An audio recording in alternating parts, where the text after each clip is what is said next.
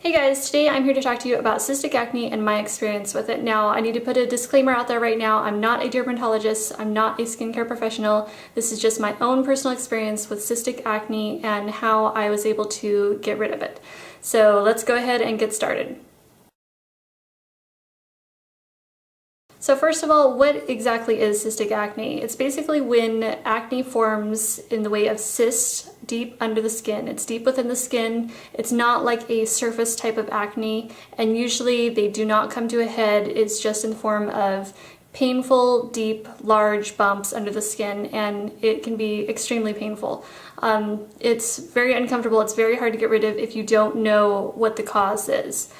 So that's what I'm here to do. I'm here to help you maybe find the cause if you're experiencing and having to go through the battle of cystic acne like I did. Well, I started getting cystic acne when I was about 15, and it lasted through until I was about 25. And all during that time, everyone kept telling me, oh, it's just hormones, it'll go away, once you get into adult age. And, after I hit 20, I was like, this isn't going away. So I started seeing a dermatologist, and I saw her for a few years, and she prescribed me expensive creams and pills, and I was on antibiotics. She put me on this one antibiotic that lasted for over a year straight, and yeah, I didn't break out during that time very much, or as much as I was without taking that, but it wasn't like actually fixing the problem within me. And the problem was within me. It was, my cystic acne was coming from the inside, and that was quite clear to me. So I knew that I needed to fix that. And so each time I would go to my dermatologist appointment, I would ask her questions about maybe what is the actual cause, where is this coming from, because I know it's coming from the inside. And I asked her specifically one time, could this be something that's in my diet causing this? And she said no.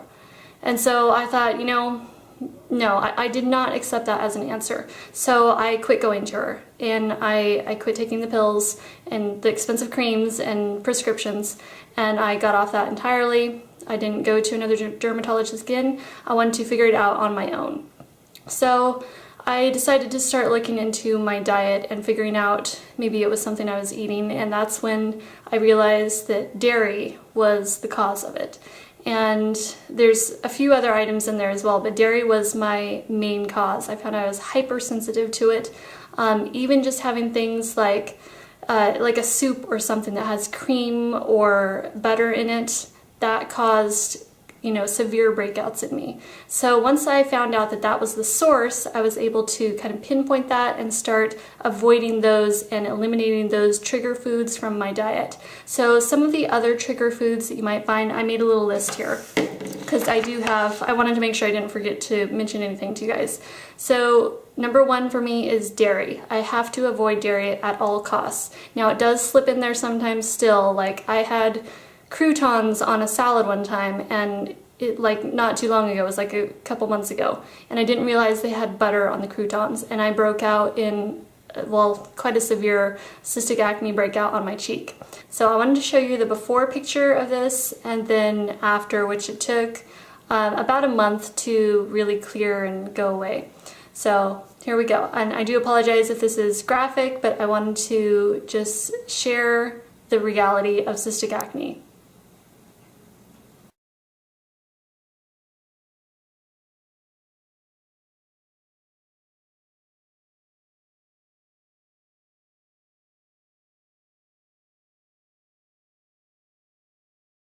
So it just depends on how hypersensitive you are, but I'm super sensitive to dairy. Another one is gluten or wheat products, pastas, breads, things like that. I don't eat any of that.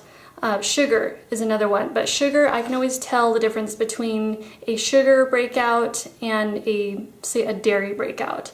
Dairy is when I get, the real deep, painful cystic acne bumps, and sugar is more like, it's what causes a lot of the redness and little irritations. So it causes more of the inflammation and redness, the sugar.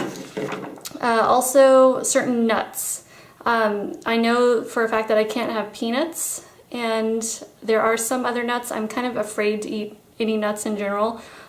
Something else is, if you aren't sure what is causing your breakouts, you might want to go ahead and keep a food journal for a while and list all the foods that you eat during the day, and also make notes on what days you're breaking out and the severity of your breakout. So eating clean for clear skin, I've got my do's and my don'ts, and this is just my own personal list, so I'm just going to share it with you guys. So my don'ts: dairy, of course, soda. I do not drink soda anymore, and that was something that I was highly addicted to, was Coca-Cola. I found some replacement items, and I will drink like a mineral water if I want that fizzy kind of carbonation, and I'll mix that with like pomegranate juice. That's one of my favorite things to help me stay away from soda. Otherwise, when I was trying to cut down on the soda originally, I was only having one once a week, and just that one once a week, like one little can of Coke, would, you know, I could start seeing the redness and the little tiny bumps come up. Along with my other don'ts is pastas, gluten, breads, wheat, I mentioned that already. Limit refined sugar in general, any type of refined sugar, cookies, you know, sweets, that kind of thing. Fast food, I don't eat any fast food. I do not go to fast food places at all. Junk food, so that basically, you know, is a wide spectrum. Chocolate, I do love my C's chocolates, but I cut back on those quite a bit too. So chocolate, usually I like the milk chocolate. Of course, that's got a little dairy in it, so that makes me break out pretty bad, so I can't have that anymore. And butter, cream, of course that fits into the dairy products category, but I wanted to mention that separately because there are dairy products that sometimes you don't always think of. Like, you know, I had soup and it had cream in it, and I broke out really bad from that, not even realizing I was feeding myself dairy, and I was therefore feeding my cystic acne.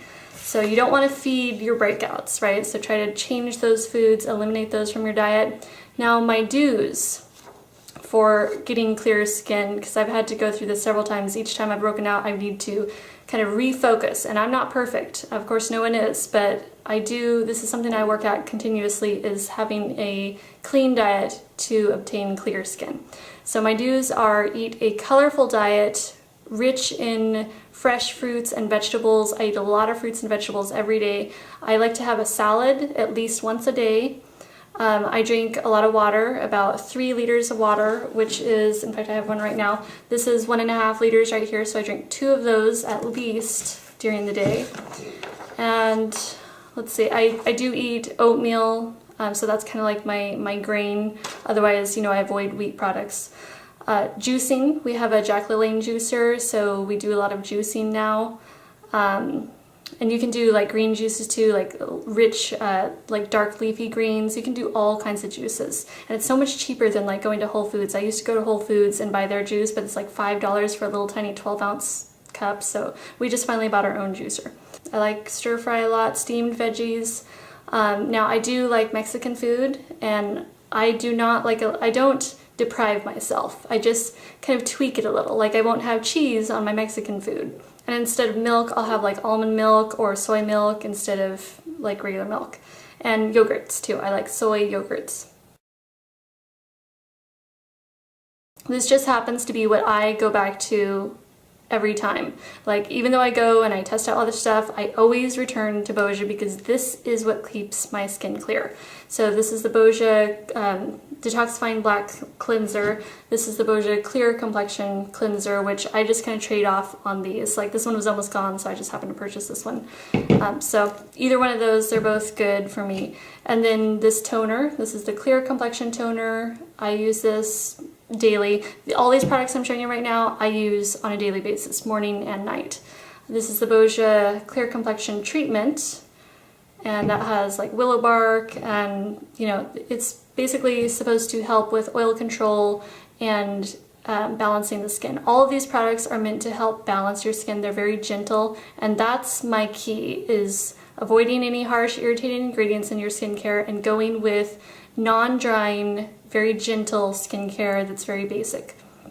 So this little treatment here, I usually use that, like it doubles as my moisturizer, so like my treatment serum and moisturizer, kind of 2-in-1 there. But sometimes I will use this if I feel like I need a little extra moisture, and this is their Revitalizing Black Hydration Gel. So that's my basic skincare go-to no matter what. And in fact, if you were to watch my old Holy Grail skincare products video, all those products, Boscia was back in that video too. So that's just what I always return to when I need to get my skin back on track. But these are some that I continuously go back to that I really enjoy using. So this is the Philosophy Micro Delivery Peel, and this is the vitamin C peptide crystals. And so you apply those first, and then you apply this over it. This is activating gel with lactic and salicylic acid. And so that kind of bubbles up and you exfoliate, wash it clean, and your skin is like amazingly clean and smooth, like smoother than I've ever experienced in my life. So those are definitely like a great exfoliator that I would recommend. And then for masks, in fact I just filmed my video yesterday with my favorite mask, and my favorite mask is this Moroccan red clay powder, and it's just a powder, and in fact I'll link that video below too for anyone who hasn't seen it yet. So it's just a clay powder, and you can mix it with water, but in that video, as I showed my little recipe, which I used my Thayer's Rose Petal Toner with witch hazel, and then a couple drops of my Desert Essence tea tree oil. So that is my favorite mask, and it's all natural, so I do like that, and it's alcohol free. So this is an alcohol free toner, and as well as the Boscia toner. Those are actually all of Boscia, that's all alcohol free. So that's could be why it works so well with my skin. I know that sometimes if I have any like little irritations aside from, you know, the skincare I already mentioned, I do like to take a little bit of tea tree oil and I'll mix it with a toner, any toner, whether it's this one or my Boscia one, and I'll take that on a cotton pad and I will apply that directly to my blemish or, you know, whatever skin irritation I'm having. And that really helps without over-drying the skin. As for skincare tools, I do use my Clarisonic Mia. I've had this for a couple years now, and it's been well worth the money. I know they're a little expensive. I got this at Sephora, but I believe it was one of the friends and family sales, so it was 20% off. That's what whenever I'm about to buy like an expensive tool or something from them, I always wait until they're having one of their friends and family sale, so you can save that extra money. Also, I use the PMD Personal Microdermabrasion Tool, and this you guys had asked me about. Actually, I get several questions about it still because I showed this in my Holy Grail skincare products video that I shot back in February. This is still one of my Holy Grail skincare products. It has a little kind of, microdermabrasion head there, so kind of an abrasive head, and then you plug it in and it has a little suction and you just, you know, pull your skin taut and go up in sections. And this is still one of my all-time favorite skincare tools. I use this religiously every Thursday night.